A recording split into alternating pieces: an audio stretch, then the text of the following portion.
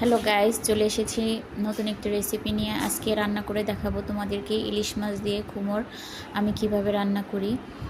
তো প্রথমে চুলায় একটা প্যান দিয়ে দিয়েছি, তেল, সামান্য পরিমাণ তেল এবং পেঁয়াজ কুচি এবং সামান্য পরিমাণ একটু পেঁয়াজ বাটা দিয়ে দিয়েছি। তার মধ্যে শুকনো উপকরণগুলো সব দিয়ে দিলাম, দিয়ে এখন সুন্দর করে মশলাটাকে ভালো করে কষিয়ে নিব।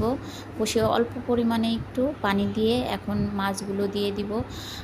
পানি না দিলে তখন একটা কেমন একটা স্মেল আসে। এখন আমার মাছটা কষানো হয়ে গেছে অলরেডি, তো মাছটা আমি উঠিয়ে নিচ্ছি।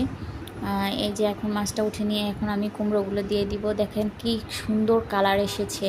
কুমড়ার কালারটা এত পরিমাণে সুন্দর যে ক্যামেরা তো কেমন লাল লাল হয়ে গেছে ভিডিওটা করার সময়।